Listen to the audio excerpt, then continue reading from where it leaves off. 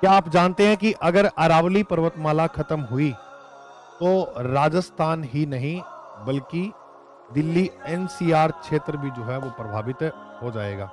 इस मुद्दे पर अपने बात करने वाले हैं कि अरावली जो पर्वतमाला है, सरकार ने ये परिभाषा दी है कि 100 मीटर से कम की जो हिल्स हैं वो अरावली पर्वतमाला के अंदर शामिल नहीं होगी।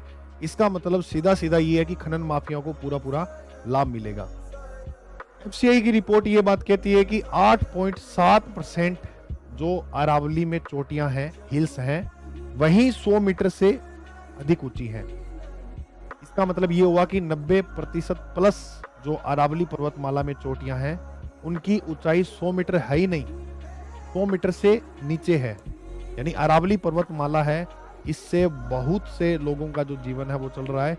अगर अरावली पर्वतमाला नहीं होगी तो आधा हिस्सा जो है राजस्थान का वो रहने लायक नहीं होगा। अब आपको मैं ये बात बता दूं कि दिल्ली के आसपास का जो इलाका है वहां विकास हो रहा है, रोड बन रही है, ब्रिज बन रहे हैं, पुल बन रहे हैं, सड़क का निर्माण हो रहा है। वो जो निर्माण हो रहा है, जो विकास हो रहा है, उसमें जो माल आ रहा है वो कहां से आ रहा है? वो माल जैसे बजरी है, पत्थर है, वो कहां से आ रहे हैं?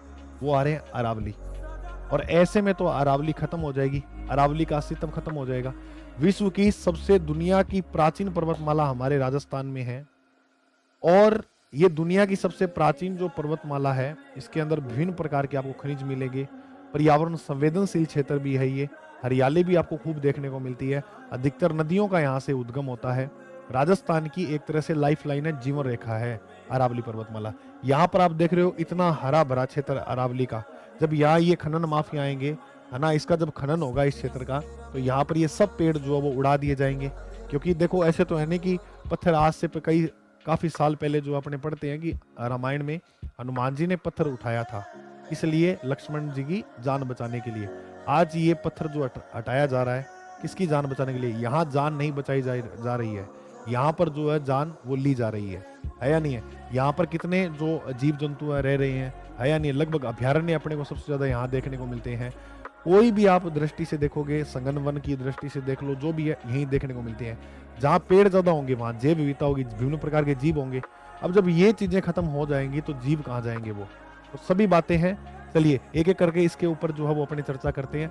अरावली पर्वतमाला जरूरी क्यों है? क्योंकि अरावली पर्वतमाला यहाँ गुजरात से शुरू होती है।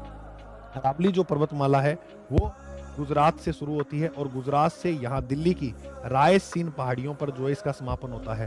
रायसीन की दिल्ली में जो पहाड़ियां हैं उनके ऊपर बना हुआ है राष्ट्रपति भवन। ये अपने पढ़ते हैं, है या नहीं है? ये राष्ट्रपति भवन दिख रही है दिल्ली में जो अरावली पर्वतमाला फैली है उनके ऊपर ही जो है वो स्थित है। देखो आसपास कितना हरा भरा इलाका, कितना शानदार दिख रहा है ना जी गुरुदेव। अच्छा, तो मानसून को रोकना एक तो ये काम करती है, क्योंकि बंगाल की खाड़ी का जो मानसून है वो इधर आकर जो है यहाँ टकराता है, जिस कारण जो है अपन ये देखते हैं कि जो वेस्ट इलाका है यहाँ पर जो है मिट्टी वो भी उपजाऊ मिलती है। भारत की या दुनिया की सबसे उपजाऊ मिट्टी है वो कौन सी है? जलोढ़ है।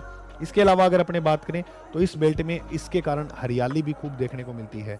क्योंकि देखो जब मानसून आ रहा है, मानसूनी हवाएं आ रही हैं, तो उसको बरसाने के लिए अवरोध चाहिए, और अवरोध का काम कौन कर रही है? अरावली। अब ये नहीं होगी तो मानसून तो सीधा ही निकल जाएगा नहीं निकल जाएगा।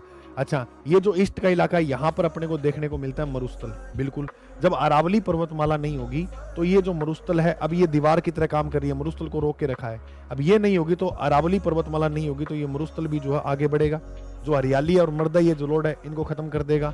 दूसरी बात, यहाँ पर चलती है गर्म हवाएं, और गर्म हवाएं भी जो है वो पूर्वी क्षेत्र में चली जाएंगी।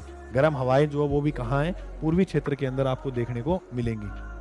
तो इसके अलावा अगर अपने बात करें, थार को रोकने का काम करते हैं, मरुस्थल का जो मरुस्थलीकरण होता है उसको रोकने का काम करती है अरावली, दीवार का काम करती है अरावली, है ना। क्या गुरुजी इससे रोकने का क्या हो जाएगा? अगर इसको ना रोका जाए तो सोचो, जलोढ़ मैदान है, जलोढ़ मिट्टी, उपजाऊ मिट्टी है। जब मिट्टी का अपरदन होगा, मिट्टी एक स्थान से कटकर दूसरे स्थान जाएगी, तो जो उपजाऊ मिट्टी है उसके ऊपर जाकर ये अनउपजाऊ जम जाएगी, तो जिस कारण उस भूमि की उर्वरता है जो वो भी खत्म हो जाएगी।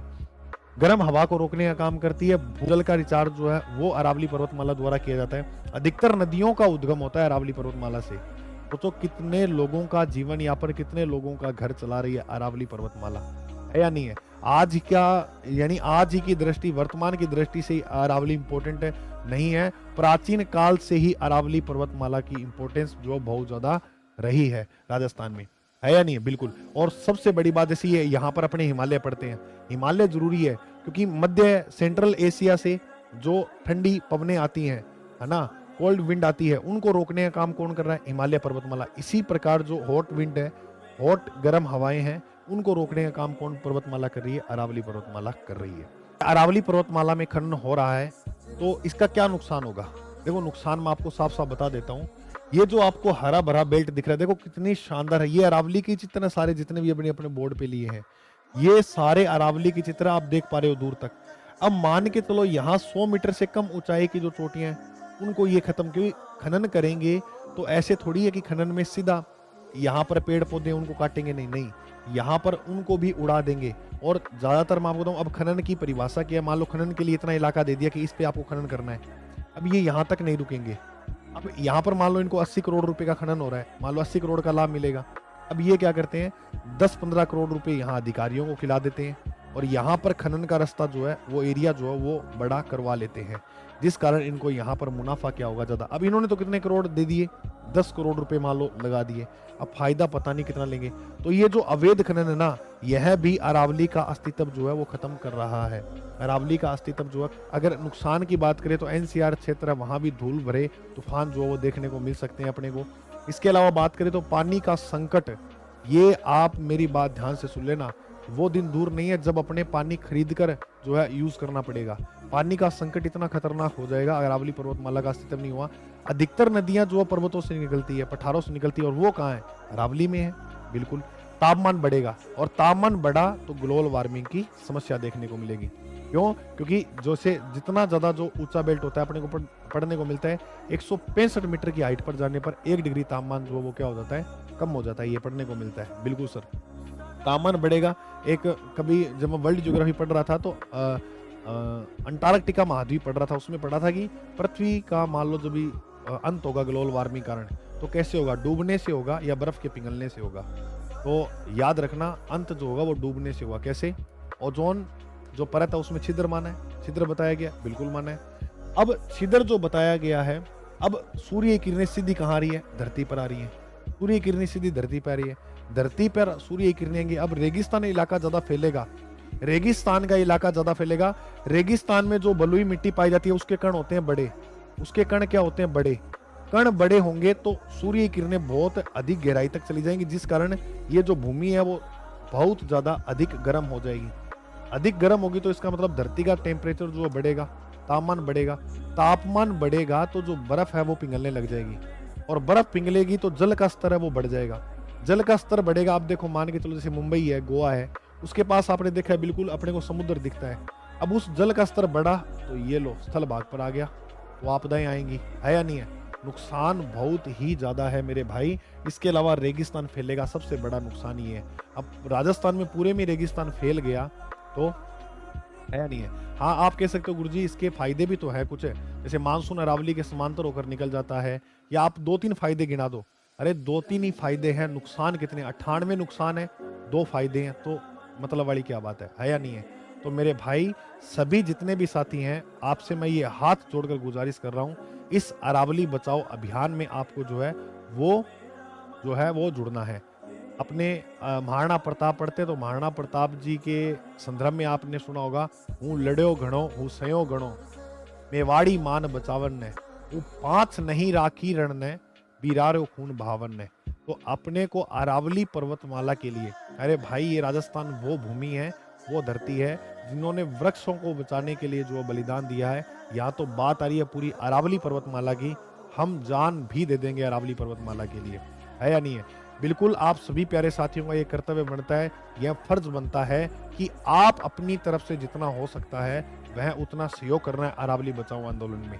बिल्कुल, तो अरावली बचाओ आंदोलन में आपको क्या कर्म करना है? लोगों को ये समझ, ये जानकारी, ये बातें बतानी है कि भाई साहब अरावली नहीं तो कुछ नहीं, है या नहीं है? आपको ज्यादा से ज्यादा इस चीज का जो है समर्थन करना है। अपने दोस्तों में ये वीडियो शेयर करें और अपने परिवारजनों में ये वीडियो शेयर करें, उनको बताओ, इसके बारे में जानकारी दो कि इसके क्या नुकसान होंगे।